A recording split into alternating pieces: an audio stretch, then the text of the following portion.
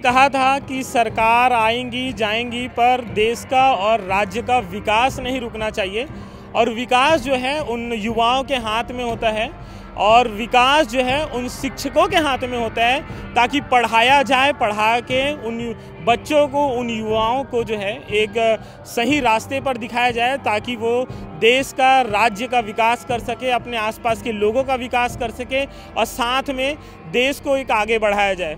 वहीं जो है छत्तीसगढ़ में कुछ ऐसा हो रहा है कि बीएड की भर्ती हुई, शिक्षकों की भर्ती हुई बीएड के द्वारा और उसको कुछ ऐसी स्थितियों के कारण जो है उनको निकाला भी जा रहा है। ये बहुत लंबे समय बाद देखने को मिला ऐसी हालात जो है कि नौकरी तो मिल गई, लोग सोचते हैं कि सरकारी नौकरी मिलने के बाद जो है हम सुख में हैं, पर यहाँ पे छत्तीसगढ़ में ये हालत है कि नौकरी तो लगने के कुछ महीनों बाद जो है उनको नौकरी से निकाला भी जा रहा है, वो भी सरकारी नौकरी से। इंसान की किसी चीज़ की श्योरिटी नहीं है कि आप जी पाए या ना जी पाए। सरकारी नौकरी की श्योरिटी रहती थी कि आपको नौकरी एक बार लग गए तो कोई निकालेगा नहीं, पर यहाँ पे हालत ये है कि उनको नौकरियों से भी निकाला जा रहा है। यहाँ पर जो है ये रायपुर, नया रायपुर का एक गांव है जहां पर सरकार ने एक नई सुविधा दी है कि ये जो है आप धरना प्रदर्शन करने के लिए बड़ा सा डोम बना दिया और टाइल्स नुआ जो है जगह बना दी है कि आप आइए यहाँ पे धरना भी दीजिए।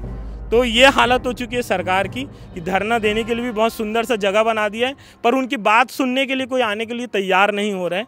और मैं इस वक्त जो है नया रायपुर के गाँव पे बीएड जो है, बीएड के अभ्यर्थी जिनको नौकरी से निकाला जा रहा है उस चीज़ को लेकर यहाँ पे धरना प्रदर्शन में बैठे। सबसे पहले तो हमने नोटिफिकेशन के आधार पे हमने ज्वाइनिंग ली जिसमें बीएड और डीएड दोनों लिखा हुआ था, जिसमें बराबरी का मौका मिला था बीएड वालों को भी और डीएड वालों को भी। हाँ, क्योंकि हम मेरिट में आए थे और कुछ साथी हमारे जो डीएड वाले हैं वो भी मेरिट में आए थे, उनकी ज्वाइनिंग होती है। 2 जुलाई को रिज़ल्ट आ गया, उसके बाद हमारा 11 अगस्त को फैसला आता है कि बीएड वाले एलिजिबल नहीं है। उसके बाद हम लोग सुप्रीम कोर्ट जाते हैं, वहाँ से स्टे लेके आते हैं और हमारी ज्वाइनिंग होती है। हम अपना कार्य करते हैं, नवोदय का एग्ज़ाम दिलवाते हैं, चुनाव ड्यूटी भी करते हैं। इसमें तो हमारा कोई फॉल्ट नहीं है। नोटिफिकेशन के आधार पे हम आए हैं और मेरिट में आए तभी हमारा सिलेक्शन हुआ है, हमारा कोई फॉल्ट नहीं है उसमें, है ना। तो अब सरकार, अब कितने पदों पर भर्ती आप लोग? हम लोग एग्जैक्ट 2897 हैं कैंडिडेट्स हैं जो बीएड वाले हैं और 2400-2500 कैंडिडेट्स जो हैं वो डीएड वाले। उनकी भर्ती नहीं हुई है?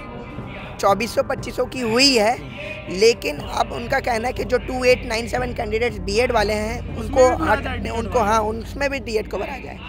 ऐसा कोई नियम निकाला गया था कि डीएड वालों को भी उस पदों में भरा जाएगा? नियम में तो यही बोला गया था, बीएड और डीएड दोनों पात्र हैं, दोनों का सिलेक्शन होना था, दोनों का सिलेक्शन हुआ और हमारी तभी ज्वाइनिंग हुई। नोटिफिकेशन में जैसा लिखा हुआ था उसी आधार पे हमारी ज्वाइनिंग हुई। सरकार एक ही चीज़ कहती है सर कि हम आपके साथ हैं, लेकिन सरकार का अब तक किसी प्रकार का ठोस या कोई हमको पत्र के माध्यम से आश्वस्त करे जिससे कि सरकार इतना कह दे कि हम आपके साथ हैं, हम कैसे भी करके हाउएवर आपको समायोजन करेंगे, आप लोग अपने अपने स्कूल में चले जाइए। सर यदि सरकार हल्का से भी बच्चों के भविष्य के प्रति अगर सजग है ना सर, तो ज़रूर इन टीचरों को आके यहाँ पर मुख्यमंत्री जी आएंगे या वो अपने किन्हीं को भी भेजें और बोले कि हम आपके साथ हैं, हम पत्र के माध्यम से आपको आश्वासित कर रहे हैं कि आप जा सकते हो। सर हम लोग सुबह शाम चालीसा पढ़ रहे हैं सर, और एक हनुमान जी महाराज जो कि आज बोलते हैं विष्णु के राम राज्य में, और राम राज्य में सर 2900 जो प्राणी हैं अगर उनके हित में अगर नहीं हुआ सर तो कैसा राम राज सर बताइए। विष्णु नाम पालनहार है सर, एक पालनहार कभी भक्षण नहीं कर सकता सर किसी का, इसलिए हमको 200% अपनी सरकार पे भरोसा है कि बिल्कुल हमारी बात को रखेंगे। लेकिन सर ये सोचिए कि इतने दिनों में रात भर मैं सोता हूँ, यहाँ मेरे 2900 भाई बहन हैं सर, रात को ये लोग कितने टेंशन में रहते हैं, कोई रो रहा है, कोई बिलक रहा है, कोई बाथरूम के पास खड़ा होकर फैमिली से बात कर करके रो रहा है सर, खाना तक ढंग से नहीं खाते हैं सर। सरकार कोई अभी तक पूछी नहीं किसी से? अभी तक किसी से। कितने दिन हो गए आप लोगों को धरना में बैठे? हम लोग को यहाँ पर धरना में सर 5 से 6 दिन हो गया है सर। किसी से बातचीत मुलाकात? अभी तक किसी से बातचीत मुलाकात नहीं हुआ, लेकिन हम जहाँ जा रहे हैं वहाँ से एक ही चीज़ बोल रहे हैं कि देखेंगे, और लेकिन यहाँ पर कोई भी नहीं आया है हमको किसी प्रकार का आश्वस्त करने कि हम पत्र दे रहे हैं, आप निश्चिंत रहो, आपकी नौकरी नहीं जाएगी।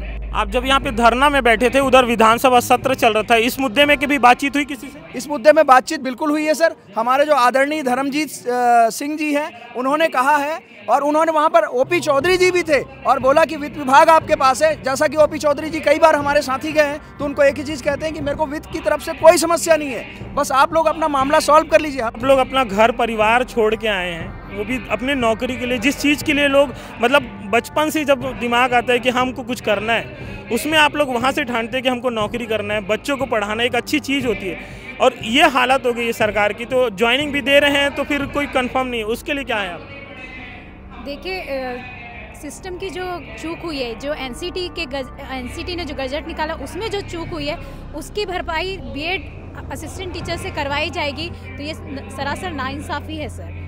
हमारी जब कोई गलती नहीं है तो हमें किस बात की सज़ा दे रही है, ये गवर्नमेंट से मैं पूछना चाहती हूँ कि हम क्यों सज़ा दें। मैडम ऐसा था तो ज्वाइनिंग क्यों दिए, क्या कारण से ज्वाइनिंग दिया? अगर इस तरीके से उनको पता था पहले भी कि ऐसा हो सकता है प्रोबेबिलिटी, तो उन लोग ज्वाइनिंग किस कारण से दिए थे? सर, अगर ऐसा कुछ हो सकता था तो गवर्नमेंट को नोटिफिकेशन फिर से निकाल के पूरी परीक्षा रद्द करके दोबारा परीक्षा करवानी थी, तो शायद हमारी मानसिकता अलग होती। लेकिन जब एक बार हम नौकरी में आ चुके हैं और हम लोग 1 से 1.5 साल से वर्किंग है, उसके बाद आप हमसे हमारी नौकरी छीनेंगे सर, तो वो तो आप हमारी जान मांग रहे हैं, सीधी सी बात है। सर, अभी तक तो ऐसा कभी नहीं हुआ है इतिहास में कि गवर्नमेंट जॉब से किसी को निकाला जाए। मुझे अभी भी लगता है कि सरकार हमारी बात सुनेगी, और आपके माध्यम से हम सरकार से यही पूछ रहे हैं कि अगर उन्हें ज्वाइनिंग हमारी जगह दी जा रही है तो हमारा क्या होगा? आप लोग के लिए कहीं बैकअप रेडी करके रखा गया उनके द्वारा? यही हमारा क्वेश्चन है सर। नहीं बता पा रहे हैं? नहीं बता पा रहे हैं, यही हमारा प्रश्न है।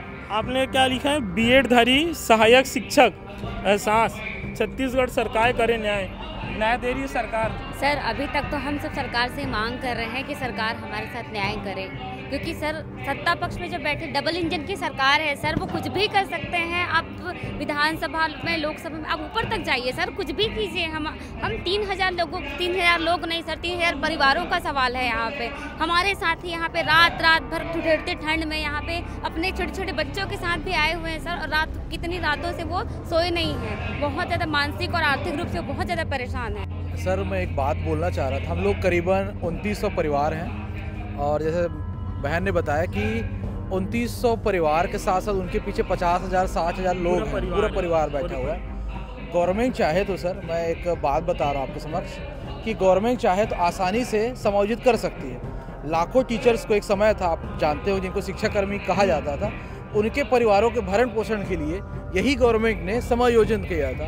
तो हमारे मात्र 3,000 लोग हैं, उनका लैब असिस्टेंट के लिए है ना, एक हम उनकी योग्यता रखते हैं, उसमें क्यों ना समायोजित कर दिया जाए, या एक नया पद सृजन कर दिया जाए सेम ग्रेड पे का, सेम लेवल का, जिसके तहत हमारा समायोजन हो जाए। क्योंकि हम तो मेरिट में आए हैं, गवर्नमेंट ने एग्ज़ाम लिया, गवर्नमेंट के नोटिफिकेशन के तहत ही आए हैं, कोई अलग से लाए नहीं है। और हम तो रेगुलर टीचर्स हैं, कोई ऐसा टीचर नहीं कोई संविदा से आ गए कि कहीं से आ गए। एग्जाम दिए हो व्यापक? हाँ सर, हम लोग एग्ज़ाम दिए सर। जो एग्ज़ाम लेने वाले थे, एग्ज़ाम देने वाले थे, इसी ग्रह के से सर, कोई मंगल ग्रह से नहीं आए थे। ऐसे और भी लोग हैं जिनकी कुछ उम्मीद है कि शायद कुछ हो सके, सरकार जब आएंगी कुछ बात हो सके, कुछ मुलाकात हो सके, कुछ रास्ता निकल सके।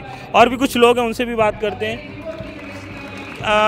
धरना में बैठे हैं और ना सरकार सुन पा रही है, ना शासन सुन पा रहे हैं, ना प्रशासन सुन पा रहे हैं, और आप लोग यहाँ धरना में बैठे। कब तक ये धरना जारी रहेगा? सर, अब ये तो ऐसा हो गया है सर कि हमारी रोजी रोटी की बात पे आ चुकी है, और आत्मसम्मान उससे भी बड़ी चीज़ होती है। हम अपने समाज में सेलेक्ट हुए हैं, लोगों के सामने जा कर के अपने आप को पेश किया है कि भाई ये एग्ज़ाम निकला है, ये है, और उसके बाद आप अचानक बोलेंगे कि भर्ती नियम बदल जाएंगे और हम बाहर हो जाएंगे। तो ये तो भाई आप सबसे पहले तो उस अफसर को पकड़िए कि जिसने भर्ती नियम बनाए थे। एसी ऑफिस में बैठ के पता नहीं कैसा कैसा नियम बनाते हैं जो 5 मिनट में कोर्ट में उड़ जाता है। उस अफसर से बात हुई है कभी? अभी वो सरकार का दायित्व होता है सर। ये तो चिटफंड कंपनी हो गई कि आपने एक स्कीम निकाली, वो स्कीम में बढ़िया बीएड में लाखों रुपए जो है उन्होंने प्राइवेट इंस्टीट्यूशंस को दे दिए, उस इंस्टीट्यूशन ने आपको टैक्स दे दिया, लाखों का बढ़िया हो गया, और उसके बाद आखिर में आप बोल दिए बीएड अलाउड नहीं है। शायद सरकार जो है जगह जगह फ्लैक्स लगा रही है, इतनी भर्तियां हो रही है, पर जिनकी भर्तियां हो रही है उनके लिए क्यों नहीं ध्यान दे पा रही है? अब सर वो तो उनका विषय है कि वो क्यों ध्यान नहीं दे पा रहे हैं, उसका जवाब तो वही दे पाएंगे। लेकिन मेरा कहना ये है कि जो भर्तियाँ हो गई है, ऐसा नहीं लगा कि सच में शायद जो सरकार है वो गलत की, इसलिए आप लोग के सामने नहीं आ पा रही? देखिए, यहाँ मैं कुल मिला के दोषी मानता हूँ ऑफिसर्स को। सरकार क्या ज्वाइनिंग दे पाएगी वापस? इसीलिए तो हम यहाँ आए हैं। कब से हैं आप लोग यहाँ पे? आज चौथा दिन है सर, और उससे यहीं पे रहते हैं, खाना वाना सारा चीज़? जी सर। कभी ये नहीं लगता कि वापस जाया जाए? नहीं, जब तक हमारी मांगे पूरी नहीं होगी हम यहाँ से हटेंगे नहीं, डटे रहेंगे, क्योंकि हमारी कोई गलती है नहीं, हमने कोई अपराध किया नहीं जिसकी सज़ा हम भुगतेंगे। हमें सरकार पे भरोसा है, वो हमारी मांगे ज़रूर पूरा करेंगे, और इसीलिए हम यहाँ आए हैं अपनी मांगों को लेकर। जैसा कि हम सब जानते हैं कि लोकतंत्र का एक स्तंभ है न्यायालय, तो न्यायालय ने अपने आंखों से पट्टी ज़रूर हटा ली है, पर उसने क्या किया है, एक 11 अगस्त का एक बाट रखा, उसको रख के हर राज्य के बीएड अभ्यर्थियों को एक ही बाट में उसने तौल दिया।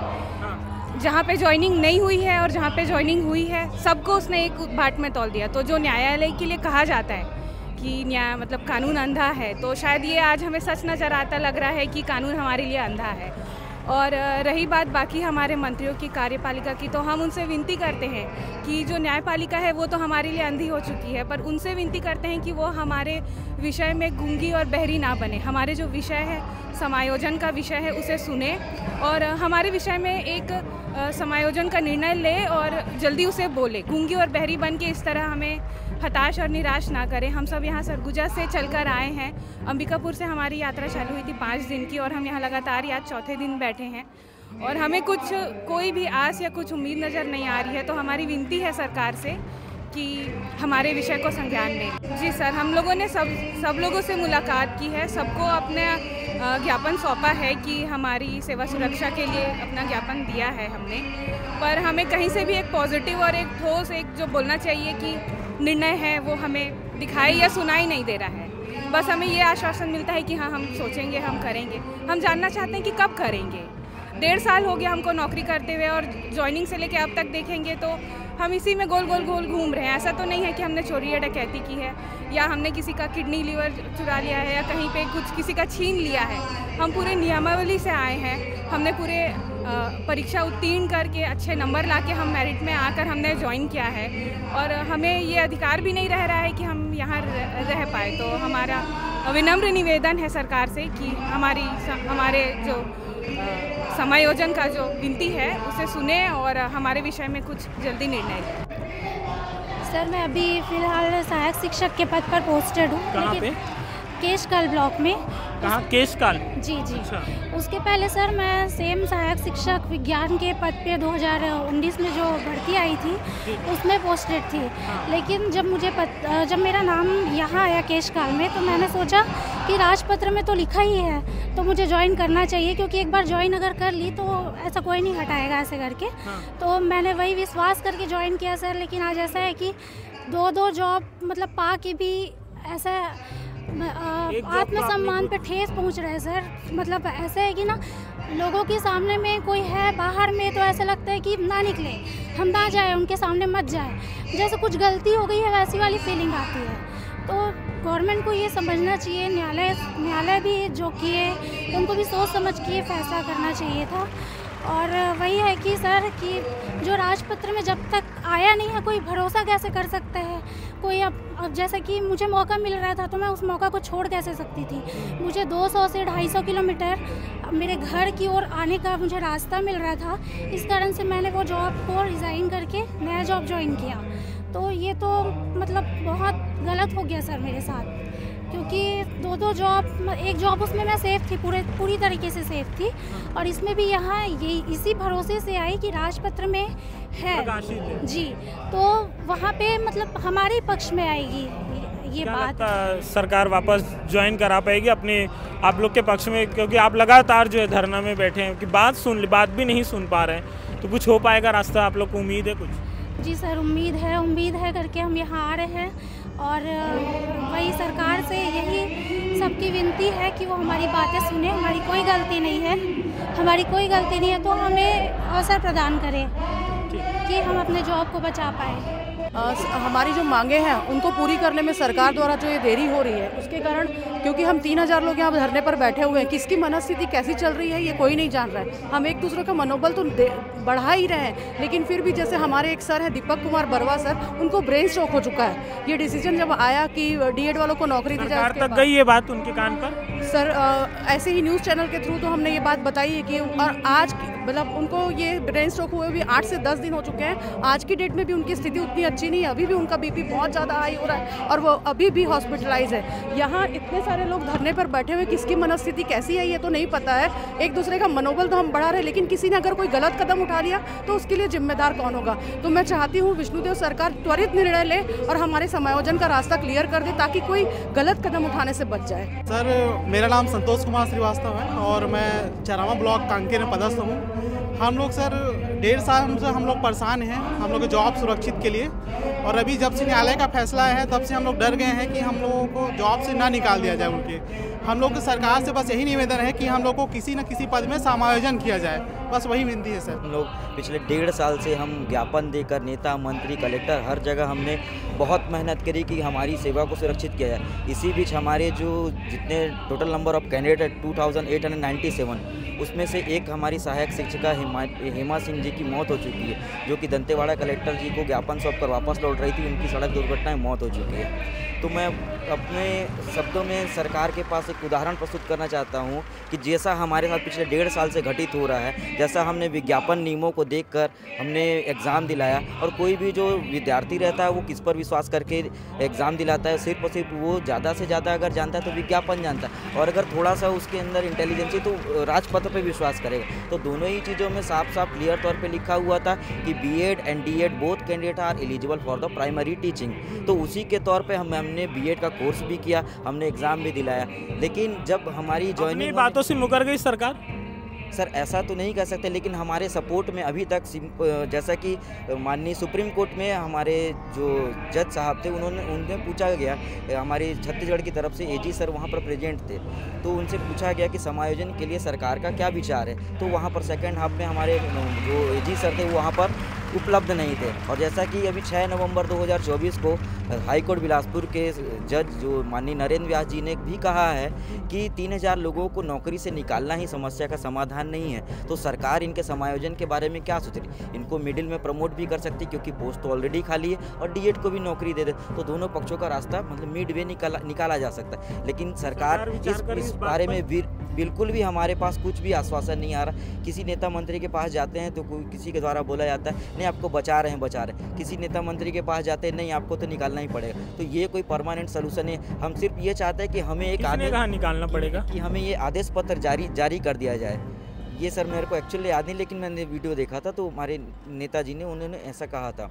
तो आज की डेट में ऐसी स्थिति कि हम यहाँ पर 330 किलोमीटर, मैं सरगुजा क्षेत्र से आता हूँ, जो मैं मनेन्द्रगढ़ जिले में पदस्थ हूँ, और मैं अंबिकापुर से पैदल यात्रा करके, हमारे जो साथी थे 400-500 साथी पैदल यात्रा करके आ रहे हैं। उस बीच कितनी परेशानियों का हमने सामना किया है, जगह जगह पर सोए हैं, ना खाने की चिंता ना किसी चीज़ की चिंता। इवन यहाँ पर हमारी जो माताएँ, जो हमारी शिक्षक अपने बच्चे तक को लेकर उस यात्रा में शामिल हुई, आज भी यहाँ पर प्रेजेंट है। अब वो लोग धरने पर इसलिए बैठे थे कि उनकी नौकरी से D.Ed वालों को, इनकी जहाँ पे जिस चीज़ में उनकी पोस्टिंग, उस जगह पे जो है D.Ed वालों की ज्वाइनिंग किया जाए, उस चीज़ को लेकर इन लोग प्रोटेस्ट में बैठे थे।